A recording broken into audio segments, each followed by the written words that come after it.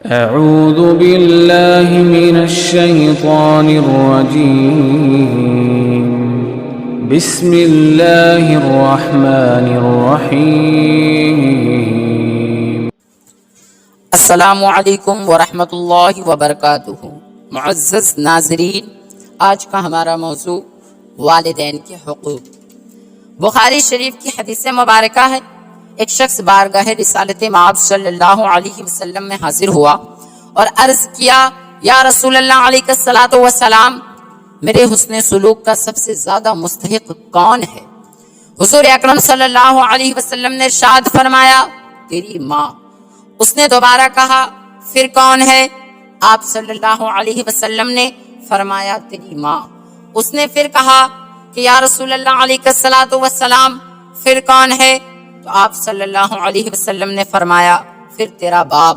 ایک اور روایت کے مطابق آپ صلی اللہ علیہ وسلم نے 2 بار ماں اور تیسری بار باپ کا ذکر فرمایا، اور پھر درجہ بدرجہ جو قریبی لوگ ہیں ان کا ذکر فرمایا۔ معزز ناظرین، مسلم شریف کی حدیث مبارکہ ہے، حضرت ابو ہریرہ رضی اللہ عنہ سے مروی ہے، رسول اکرم صلی اللہ علیہ وسلم نے ارشاد فرمایا، اس کی ناک خاک آلود ہو یعنی ذلیل ہو۔ یہ بات آپ صلی اللہ علیہ وسلم نے 3 بار فرمائی۔ لوگوں نے پوچھا، اے اللہ کے رسول صلی اللہ علیہ وسلم، کون ذلیل ہو؟ یعنی یہ جملہ آپ صلی اللہ علیہ وسلم کن لوگوں کے حق میں فرما رہے ہیں؟ تو میرے مصطفیٰ کریم صلی اللہ علیہ وسلم نے ارشاد فرمایا، وہ شخص جس نے اپنے والدین کو بڑھاپے کی حالت میں پایا، ان دونوں میں سے ایک کو یا دونوں کو، پھر ان کی خدمت کر کے جنت میں داخل نہ ہوا، یعنی اس شخص کے لیے حضور اکرم صلی اللہ علیہ وسلم بد دعا فرما رہے ہیں۔ جو شخص اپنے والدین کو بڑھاپے کی حالت میں پایا مگر ان کی خدمت کر کے جنت میں نہ داخل ہوا، اس شخص کے لیے آقا فرما رہے ہیں کہ اس کی ناک خاک آلود ہو، اس کی ناک خاک آلود ہو، اس کی ناک خاک آلود ہو۔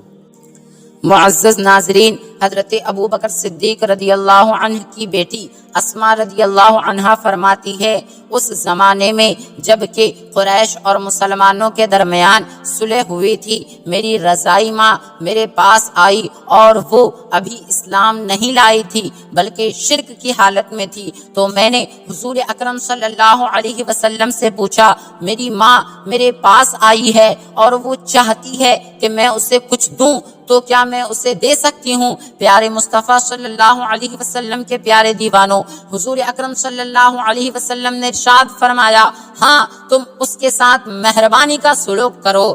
پیارے ناظرین، حضور اکرم صلی اللہ علیہ وسلم کے اس قول سے یہ بات روز و روشن کی طرح عیاں ہو گئی کہ والدین اگرچہ مشرک ہوں، والدین اگر مشرک بھی ہوں تو ان کے ساتھ اچھا برتاؤ کرنا چاہیے، ان کے ساتھ نرمی سے پیش آنا چاہیے، انہیں جھڑکنا نہیں چاہیے، اور اگر وہ کسی چیز کا سوال کرے تو ان کے سوال کو پورا کرنا چاہیے۔ ناظرین، میں مولا تبارک و تعالیٰ کی بارگاہ میں دعا کرتا ہوں کہ مولا ہمیں اپنے والدین کی خدمت کرنے کی توفیق عطا فرمائے، ان کے ساتھ اچھا سلوک کرنے کی توفیق عطا فرمائے۔ ناظرین، اگر ویڈیو اچھی لگی ہو تو لائک کر دیجئے، شیئر کر دیجئے اور چینل کو سبسکرائب کر دیجئے۔ السلام علیکم ورحمۃ اللہ وبرکاتہ۔